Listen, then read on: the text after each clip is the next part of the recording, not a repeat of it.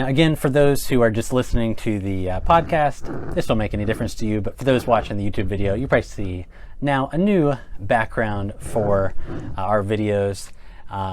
This one hopefully will stick around better than the one where it shows some strange attempt to try to match some paint because of a mistake we made when we first moved into this house in our instructions to the painters. But all that aside, glad to have you back for another segment here, another video. This segment here is kind of at a transition point, right? We've looked at Genesis to Kings, and I basically have suggested that that is the story of the Old Testament. That's the backbone of the entire Old Testament story. You can read from Genesis all the way through Kings, and it's basically one straight story, chronological story from creation to exile, from Eden to exile. I mean, you have Eden, cast out of Eden, going back to a place like Eden, the Promised Land, and then being kicked out of the Promised Land. Exile again. So you have this one overarching story of creation, fall, God's promise of redemption, God's promise of blessing through Abraham. And we've been tracing that promise through Abraham, Isaac, Jacob, Judah, all the way down to David, and then through David's line, leading to the end of Kings with the son of David not on the throne anymore. There is no throne of David. There is no city of David. There is no land for the people of God. God's promise to bless the world through Abraham and through his offspring has seemingly not happened.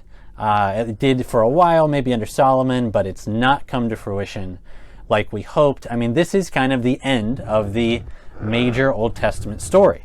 But, I gotta find my Bible here, but when I look at 2 Kings, at the very last page, and I look at my Bible, it says it's page 333.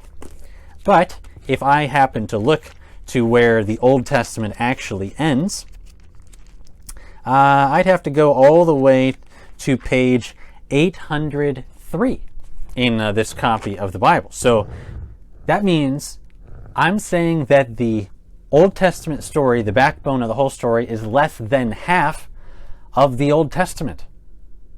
All right? So then the question is, well, what's the rest of it? What's the other 470 pages about if it's not telling the story of the Old Testament? What do you think? So now a couple things here. If you read in your English Bible and you go from the books of Kings and then you turn just in your English Bible to the next book, it's 1 Chronicles. Okay? And that's fine to read through the Old Testament that way. It's interesting. You would then get a retelling in Chronicles of the story that we've been going through from Adam, which is the first word of 1 Chronicles, Adam, all the way through where Kings ends. And actually it even goes a little further.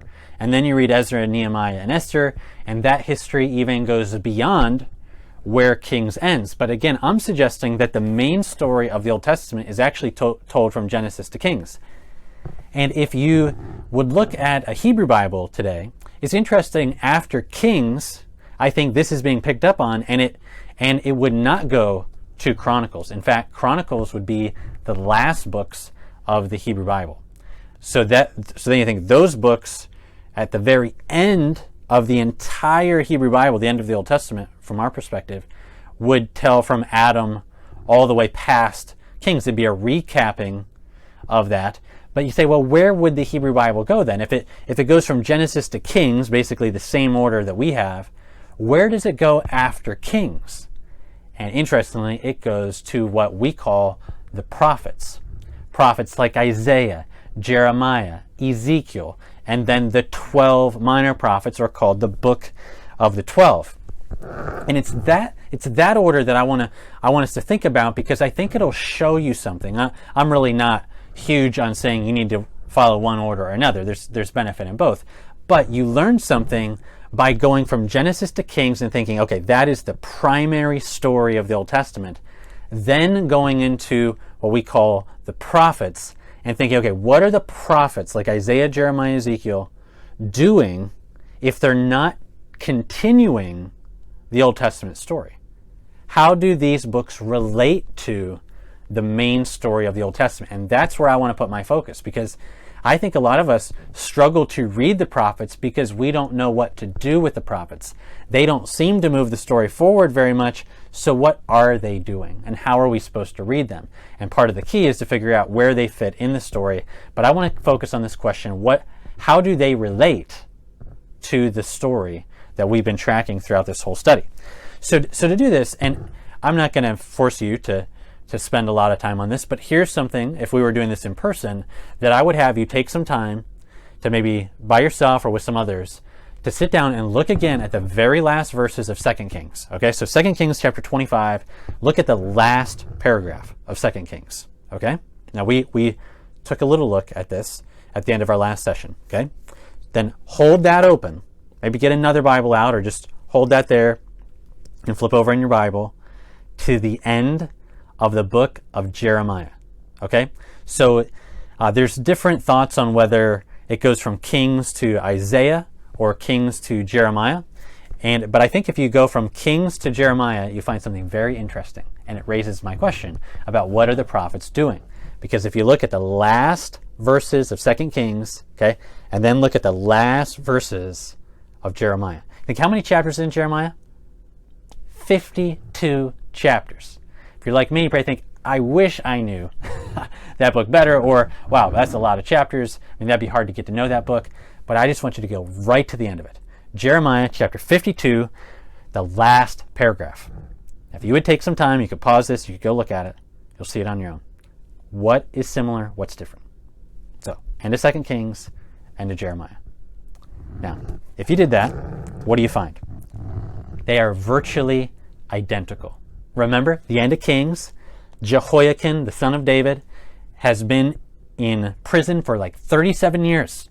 And then he's graciously freed, and he's given a seat at the king's table in Babylon, and he's blessed, and it kind of gives us some hope. Maybe God hasn't forgotten. And then, imagine going from there, and then reading through Jeremiah, and going through 52 chapters, and getting to the very end, and what do you see at the very end? Almost the identical ending. I mean, it's amazing. Like, that paragraph is almost verbatim the exact same thing. Jehoiakim, the son of David, in the 37th year of the exile, was graciously freed and given the opportunity to eat at the king's table for the rest of his life. Okay, now that raises my question. Okay, what does it show? These 52 chapters of Jeremiah don't actually move the story forward, right? Because at the end of them, it's the same place that the books of Kings ended. So if they don't move the story forward, what were those 52 chapters doing? Do you have an answer for that? It raises that question. What is the relationship of the prophets to this major story, the history of the Old Testament? And when you read the prophetic literature, like Jeremiah or Isaiah, it doesn't read the same way. It doesn't read like a story that's just being told in chronological order, like just a straight narrative. This is part of why maybe it's harder for us to read them. There is history in the prophetic books, and whenever you read about it, like maybe you'll read a story about Hezekiah, it's always interesting. It does tell some history, but that's not what the prophets are doing. They're not trying to tell you a straight story. They're not primarily trying to tell you history. What are they doing? And then this also, when you look at the prophets all together, you realize they're not even in chronological order. Like Genesis to Kings is just a straight story, but you start reading the prophets and you think, okay, well, Isaiah prophesied long before the end of Kings. Or Jonah prophesied way before Jeremiah, even though in the order, Jonah's book comes later. So it's not telling history primarily. They're not even in chronological order. What are they doing? And to answer this, I want to go back to a series called The Lord of the Rings. I've got the DVD here with me of the first book, or the first movie of The Lord of the Rings, first book, Fellowship of the Ring. And I want to make a comparison here between this, because I think thinking of the movie The Lord of the Rings can help us to make sense of how the prophets relate to the main story from Genesis to Kings. Okay, now there have been a couple DVD releases of the movie The Fellowship of the Ring, but if you would buy the whole series, you could get like a special 4-disc DVD of the whole series, maybe even just of this Fellowship of the Ring. This copy that I have has 2 DVDs just of the Fellowship of the Ring. You think, well, what are those? You get the feature film, right, the main movie, and then you've got special features. Okay. Now you could also find in some of these that the film itself includes deleted scenes, and it's like an extra 30 minutes longer, and maybe some of you are big Lord of the Rings fans and you've actually watched those. But I want to focus on one feature that would be probably on the special features, or maybe that would be in the main feature of the film. It's an option you could add to watch the movie with what's called the commentary on. I don't know if you've ever done that. I'm not one to do this very often. But have you ever, do you know what that is? To watch a movie with a commentary turned on.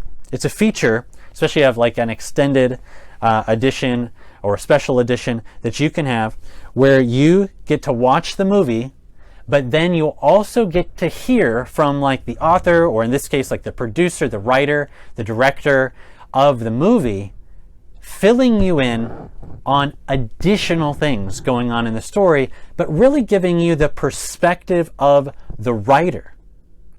Here's why we did this. Here's what I was thinking when we were trying to put that scene together. Or here's something maybe you didn't notice when you watched this story the first time. It gives you the author's perspective, like the producer's perspective on the story that maybe you've already watched. And I think if you would consider the prophetic literature as doing that, I think it would make a lot of sense to you. It doesn't actually tell the story that's already told, Genesis to Kings. But what it does give you is God's perspective and his thinking on that story. So you actually end up going in the prophetic books back into different segments of the story. But what you often get to hear is, "Thus says the Lord." God gives his perspective on what's happening during these different parts of the story. And he is speaking to his people through these prophets. They write down what they said, and we get to read it, and it fills in the story from particularly God's point of view. What were the things that he really cared about during the reign of Hezekiah, or during the reign of another, King Josiah or whatever? What was God up to? What was he seeing? What were the words he was delivering to his people during all of these different parts of the story that we've already seen in Genesis to Kings? If you read the prophetic books like that, and I'll try to show you some of this in future sessions, I think they'll come alive to you in a way maybe you've never enjoyed them before.